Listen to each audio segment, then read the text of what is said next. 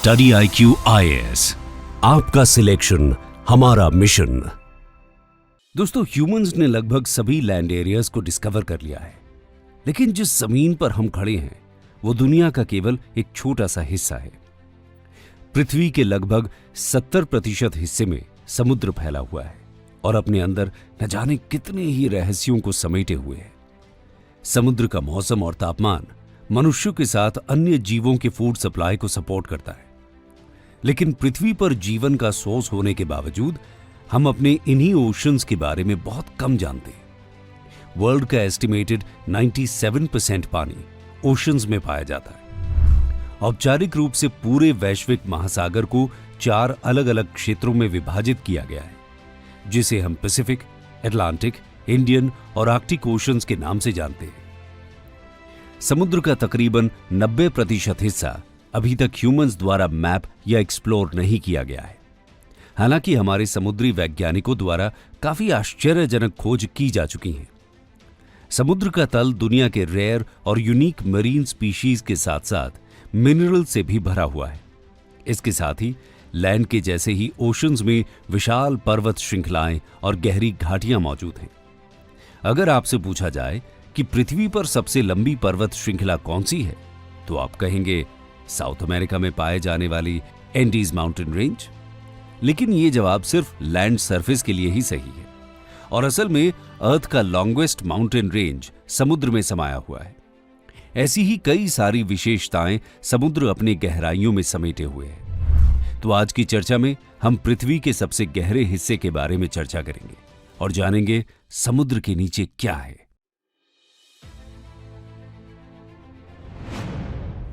Deep inside the ocean. दोस्तों, ocean basin कई प्रकार से भूमि की सतह के समान है। समुद्री पानी के नीचे भी mountains, basins, Plato's, ridges, canyons और ट्रेंचेस पाए जाते हैं। ओशन फ्लोर पर मिलने वाले इन रिलीफ फीचर्स को सबमरीन रिलीफ भी कहा जाता है। समुद्र के ये रिलीफ फीचर्स समुद्र तल से ऊंचाई, जमीनी सतह से गहराई और आकार के हिसाब से निर्धारित की जाती हैं। ये विभिन्न प्रकार के फैक्टर्स के कारण हो सकता है, जिसमें टेक्टोनिक एक्टिविटी, सेडिमेंटेशन और इरोजन जैसे कारण शामिल हैं। ये ocean bottom relief salinity, temperature और ओशन करंट जैसे फैक्टर्स को प्रभावित करने के साथ साथ लाखों मरीन ऑर्गेनिजम्स के डिस्ट्रीब्यूशन को भी कंट्रोल करता है। इन रिलीफ फीचर्स को सोनार और बैथोमेट्री जैसे विभिन्न तरीकों का उपयोग करके मेजर किया जा सकता है। समुद्र के तल पर क्या कुछ समाया हुआ है, इसे जानने के लिए पहले हमें कुछ मुख्य तथ्यों को समझना होगा।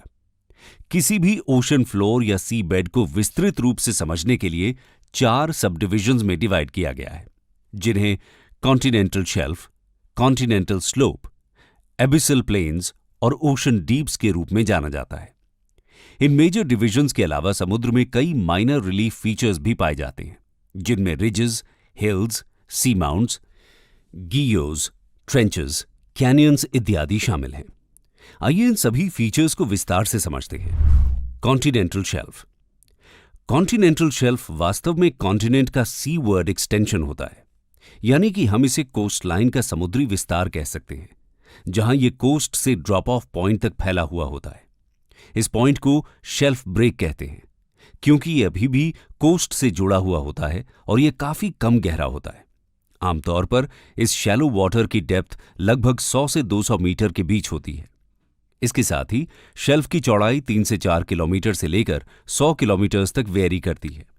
आप सोच रहे होंगे कि समुद्र का यह हिस्सा महत्वपूर्ण कैसे है। दरअसल शेल्फ के ऊपर यह शैलो वाटर ओशन का वो जोन है जहां सनलाइट पानी के अंदर डायरेक्टली पेनिट्रेट कर सकती है। यहां धूप और पर्याप्त गर्मी के कारण कुछ माइक्रोस्कोपिक प्लांट और एनिमल्स का विकास होता है, जिन्हें हम प्लैंक्टन्स कहते हैं। ये प्लैंक्टन्स मोस्टली शेल्फ में पाई जाने वाली फिश का भोजन होते हैं। फिश के अलावा लगभग सभी मरीन फूड पूरी तरह से कॉन्टिनेंटल शेल्फ से आते हैं।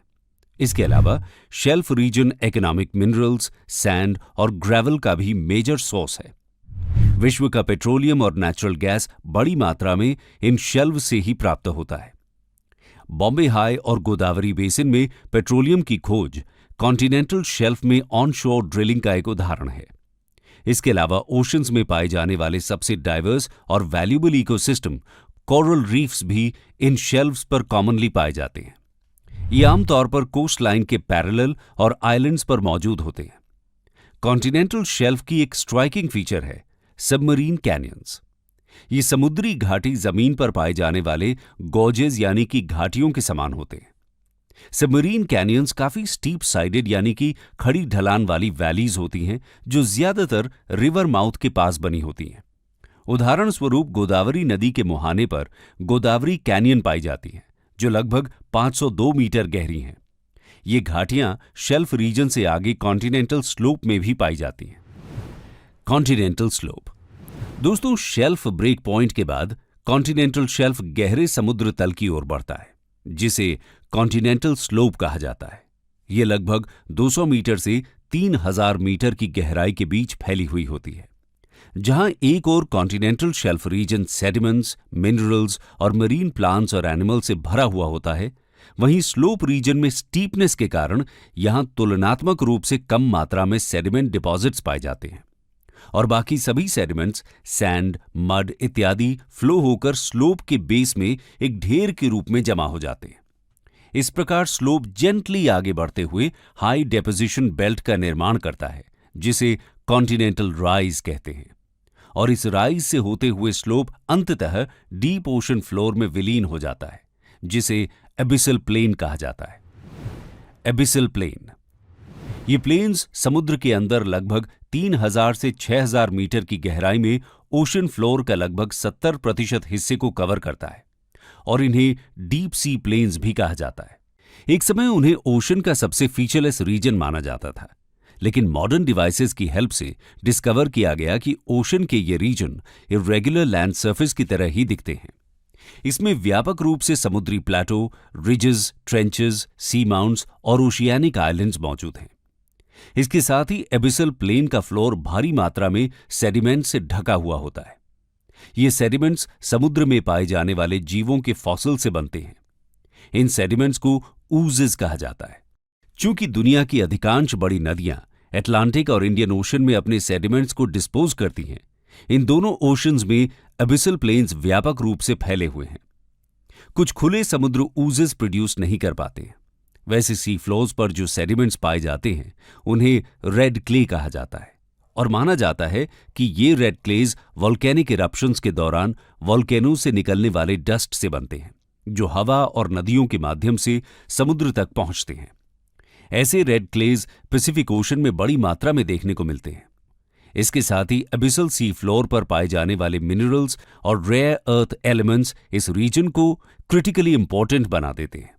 ये कई मिनरल्स का भंडार हैं जिसमें जिंक, कॉपर, निकल, गोल्ड, सिल्वर और फास्फोरस जैसे मिनरल्स शामिल हैं। ये मिनरल्स एबिसल प्लेन सेडिमेंट पर 3 से 10 सेंटीमीटर चौड़े नोड्यूल्स के रूप में मौजूद होते हैं जिन्हें पॉलीमेटालिक नोड्यूल्स कहा जाता है। दोस्तों, एबिसल प्लेन्स के आगे ओशन फ्लोर पर कुछ लॉन्ग और नैरो डिप्रेशंस मौजूद होते हैं जिन्हें ओशन के सबसे डीपेस्ट पार्ट के रूप में जाना जाता है। ओशियानिक डीप्स और ट्रेंचेस। ओशियानिक डीप्स आसपास के ओशन फ्लोर से लगभग 3 से 5 किलोमीटर गहरे होते हैं। पृथ्वी पर हर ओशन बेसिन में ये ओशियानिक ट्रेंचेस पाए जाते हैं। हालांकि सबसे डीप ट्रेंचेस पैसिफिक ओशन में रिंग ऑफ फायर के हिस्से के रूप में देखने को मिलती हैं। इसमें एक्टिव वोल्केनोज और अर्थक्वेक्स जोन्स भी शामिल हैं। पैसिफिक ओशन में मौजूद मरियाना ट्रेंच 36,201 फीट की गहराई के साथ पृथ्वी पर सबसे डीप लोकेशन के रूप में जाना जाता है और इसका सदर्न एंड वर्ल्ड का डीपेस्ट पॉइंट है जिसे चैलेंजर्स डीप कहा जाता है। पैसिफिक ओशन के अलावा अटलांटिक और इंडियन ओशन में भी कुछ ओशियानिक ट्रेंचेस पाए जाते हैं। दोस्तों, अभी तक हमने ओशियानिक रिलीफ के 4 मेजर फीचर्स को समझा। अब हम लोग कुछ माइनर रिलीफ फीचर्स के बारे में चर्चा करेंगे। हालांकि यह सिर्फ कहने के लिए माइनर है और वास्तव में बहुत बड़े फीचर्स के रूप में समुद्र में मौजूद हैं। आइए जानते हैं इन फीचर्स के बारे में। Mid oceanic ridge. दोस्तों, मिड ओशियानिक रिज माउंटेन्स के 2 चेन से बनते हैं जो एक बड़े डिप्रेशन द्वारा सेपरेटेड होते हैं। ऐसे रिजेस पूरे ओशन में लगभग 65,000 किलोमीटर से अधिक हिस्से में फैली हुई हैं। इन माउंटेन रेंजेस के पीक 10,000 फीट तक ऊंची हो सकती हैं और इनमें से कुछ इतनी ऊंची होती हैं कि वे समुद्र की सतह से ऊपर भी पहुंच जाती हैं और आइलैंड के रूप में नजर आती हैं। मिड अटलांटिक रिज का एक हिस्सा, जिसे आइसलैंड के नाम से जाना जाता है, ऐसे ही आइलैंड का एक एग्जाम्पल है। Mid Atlantic ridge Atlantic ocean में स्थित है, जिसे पृथ्वी की सबसे बड़ी पर्वत श्रृंखला माना जाता है। ये वॉल्केनिक माउंटेन रेंज 1000 से 1500 किलोमीटर चौड़ी और लगभग 16,000 फीट ऊंची है। जहां एक तरफ मिड ओशियानिक रिजेस के पीक्स ओशन सरफेस तक आ सकते हैं, वहीं कुछ ओशियानिक माउंटेन्स ऐसी भी हैं जिनकी पीक्स काफी पॉइंटेड तो होती हैं, लेकिन वो समुद्र की सतह तक नहीं पहुंचती, और ऐसी माउंटेन्स को सी माउंट्स कहा जाता है। सी माउंट ये ओशियानिक माउंटेन्स 3000 से 7000 फीट ऊंचे और मुख्य रूप से वॉल्केनिक ओरिजिन के होते हैं। ऐसे वॉल्केनोज जो ओशन सरफेस तक नहीं पहुंच पाते, कुछ वक्त के बाद सी माउंट का रूप ले लेते हैं। चूंकि ये कभी भी ओशन सरफेस तक नहीं पहुंच पाते, ये आइलैंड्स का फॉर्मेशन नहीं करते हैं। इसका एक उदाहरण पैसिफिक ओशन में स्थित हवाईन आइलैंड्स का एक विस्तार है, जिसे द एम्परर सी माउंट के नाम से जाना जाता है। सी माउंट्स के पीक काफी पॉइंटेड स्ट्रक्चर के होते हैं, लेकिन वक्त के साथ स्लोली कुछ सी माउंट्स के पीक फ्लैट होने लगते हैं। इन्हें टेबल माउंट्स या गियोज बोला जाता है। रिसर्च के अनुसार अकेले पैसिफिक ओशन में 10,000 से भी अधिक सी माउंट्स और गियोज पाए जाते हैं। दोस्तों, अभी तक हमने ओशन के अंदर मौजूद जियोग्राफी को समझा। कोस्ट लाइन से लेकर सबसे डीपेस्ट ओशन फ्लोर तक समुद्र जीवन से भी सराबोर है। माइक्रोस्कोपिक एल्गी से लेकर पृथ्वी का लार्जेस्ट क्रीचर ब्लू व्हेल इन ओशंस में पाए जाते हैं। समुद्र के पानी में ऑक्सीजन लेवल और टेम्परेचर बहुत वेरी करता है। आमतौर पर इक्वेटर के पास का पानी गर्म होता है और पोल्स के पास पाए जाने वाले ठंडे पानी की तुलना में कम ऑक्सीजन होल्ड करता है। इसके साथ ही अगर हम सरफेस ओशन वाटर से डीप वाटर की तरफ बढ़ेंगे, तो गहराई के साथ ओशन के अंदर टेम्परेचर और ऑक्सीजन दोनों एक साथ शार्पली डिक्रीज होते हैं और इसके साथ ही प्रेशर बहुत तेजी से बढ़ता है। ऐसे क्रशिंग एनवायरनमेंट और टोटल डार्कनेस के बावजूद ये गहरा समुद्र अर्थ का लार्जेस्ट हैबिटेट है, जहां अनेकों विचित्र और अनोखे मरीन प्लांट्स और एनिमल्स पाए जाते हैं। आइए एक नजर डालते हैं मरीन इकोसिस्टम पर। Life at the bottom of ocean. दोस्तों, कॉन्टिनेंटल शेल्फ के बारे में डिस्कस करते वक्त हमने देखा था कि सनलाइट की प्रेजेंस के कारण वो क्षेत्र बहुत सारे मरीन प्लांट्स और एनिमल्स का हैबिटेट है। ये सनलाइट ओशन में 200 मीटर की गहराई तक पहुंच पाती है और इसी कारण इसे सनलाइट जोन या फोटिक जोन भी कहा जाता है। यहां मरीन फूड वेब का सबसे बड़ा सोर्स यानी कि फाइटोप्लैंक्टन सर्वाइव करते हैं। ये फाइटोप्लैंक्टन्स एक तरह के माइक्रोस्कोपिक ऑर्गेनिजम्स होते हैं, जैसे कि प्लांट्स, एल्गी और बैक्टीरिया। इन फाइटोप्लैंक्टन्स पर अनेकों मरीन एनिमल्स डिपेंडेंट होते हैं, जिन्हें हम जू प्लैंक्टन्स कहते हैं, जैसे कि squid, jellyfish, krill, oysters, sponges, corals etcetera.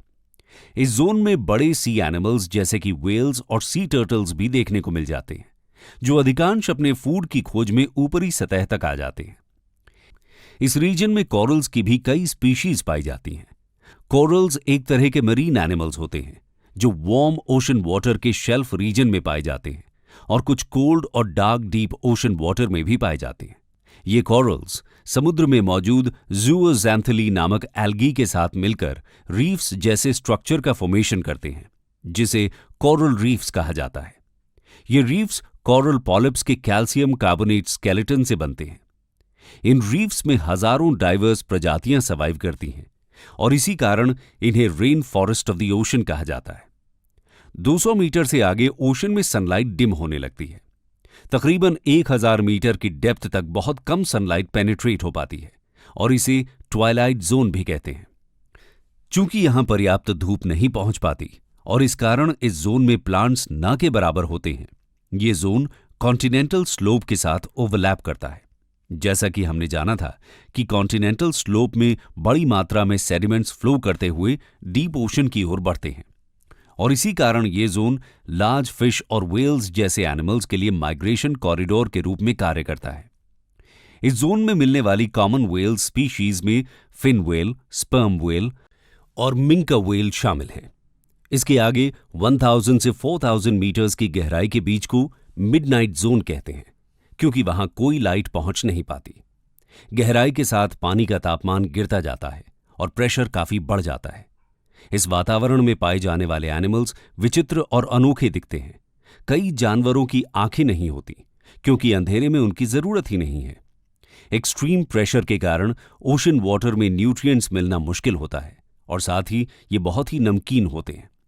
ऐसी कंडीशंस में वहां पाए जाने वाले जानवर अक्सर छोटे आकार के होते हैं, लेकिन उनके रेस्पिरेटरी ऑर्गन्स बहुत स्ट्रांग होते हैं, जिससे वो पानी से पर्याप्त ऑक्सीजन एक्सट्रैक्ट कर सकें। इसके साथ ही उनके मुंह बड़े, दांत नुकीले और पेट बहुत बड़े आकार का होता है। ऐसे फीचर्स इन्हें श्रिम्प, स्मॉल फिश और दूसरे माइक्रो ऑर्गेनिजम्स को आसानी से खाने में मदद करते हैं। इसके साथ ही इनके भोजन का अधिकांश भाग अपर जोन से फ्लो होकर आने वाले प्लांट और एनिमल रिमेन्स होते हैं। ये सभी फीचर्स ये दर्शाते हैं कि कैसे ये एनिमल्स मुश्किल वातावरण में डेप्थ के साथ इवॉल्व होते हैं और अंडर वाटर कंडीशंस के हिसाब से अडेप्ट करते हैं।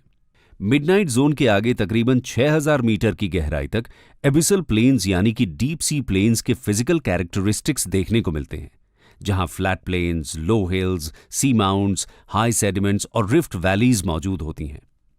इस एबिसल जोन से पूरा ओशन डार्कनेस से भरा होता है और इस लेवल पर एकमात्र लाइट बायोल्यूमिनेसेंट एनिमल से आती है।